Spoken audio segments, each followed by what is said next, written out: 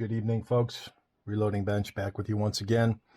I thought I would do a follow-up to a video I did a couple days ago on the Catch 22. I thought there was a nifty little handy device slash gadget to carry around, maybe your go bag or your get home bag or to the range or whatever. It had some nice little features and it was relatively inexpensive. This is much more expensive. So let me talk about this first. I picked this up, rather I didn't pick this up. This came with a transaction I did a while back for an old 617, a Smith & Wesson 617, which I think is just a beautiful, beautiful, beautiful revolver. And what made it nicer was it was a pre-Hillary hole. So even better in my opinion. But in terms of a 22 revolver, a little heavy, it's full lug, and it's I would say a little barrel heavy, but what an amazingly accurate, fun revolver to shoot. I am definitely a wheel gun fan. Reminds me of the Old West. There's nothing cooler, in my opinion, than a nice wheel gun with wood. So this came with it, and I really didn't know what it was when the guy dropped it all off. I mean, I could figure it out. I knew what it was. I don't want to sound that much of an idiot, even though you guys might disagree with that. I knew what it was. I just hadn't seen one before because I'm old school, and I would load 22 by hand.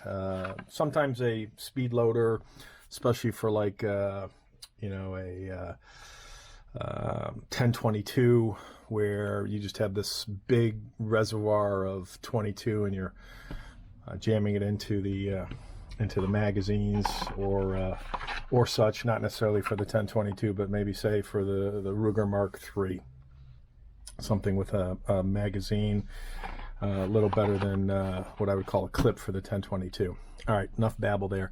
So what this was a method of, it's just essentially a speed loader.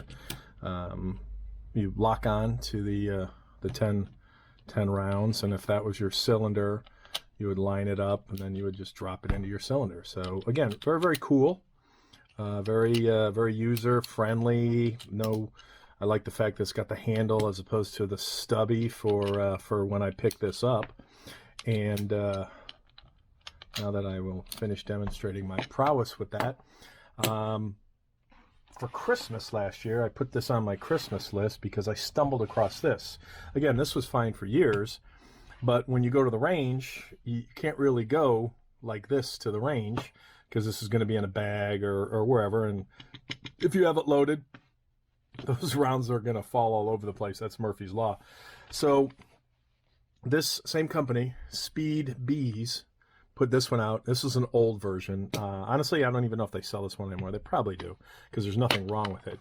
The newer version is incorporates both of these functions, albeit a little more packaged, in the sense that you've got a case. I mean, I could probably find a case for this and this, but it would be kind of a janky homemade thing.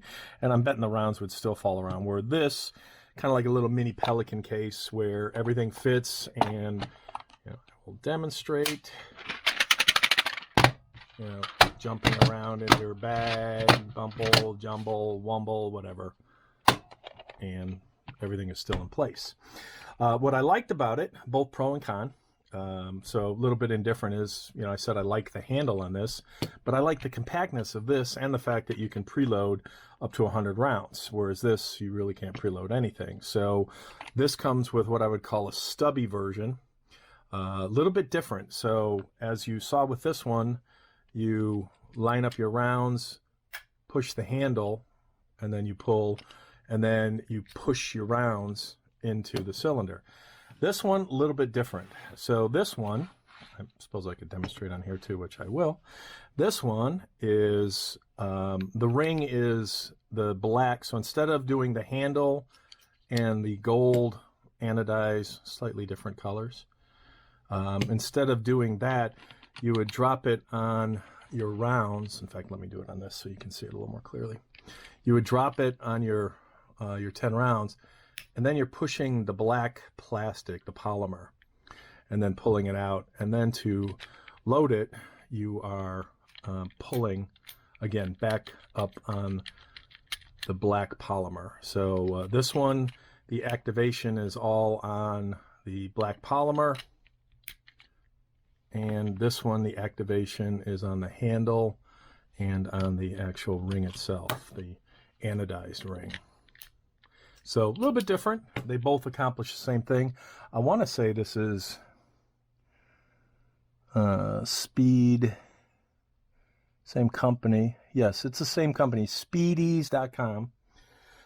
Again, this is not an inexpensive solution, but for the gadget person that likes to have unique things, which I would label myself as, I like to hunt down the unique stuff. And again, anything that makes range day a little easier to do is a plus in my book. So in fact, I would probably bring, because of our range limitations and this just being a Christmas gift, I have not christened this on the range yet. I'd probably bring this too. And I don't know if I can take this out to kind of tuck this under, or I just throw this this one in the range bag, because it won't fit. And trying to line the holes up is a little more challenging when you're looking on the side of a camera. So again, I thought they were really cool tools. And this little bit older version of the tool does a little bit differently. I like how it does it. This one just, a little bit different because of its compactness and how it operates. But again, both really cool tools. And I'm a big fan of 22. So fun plinking round. Used to be more fun, or rather, the fun has never changed. The fun as it relates to the cost to plink. Again, this is like $1 gazillion now worth of 22. So 22 is quite expensive. In fact, maybe that's a better investment, lead and ammo, than say my 401k. But again, cool tools. So that is tonight's video. Take care, all.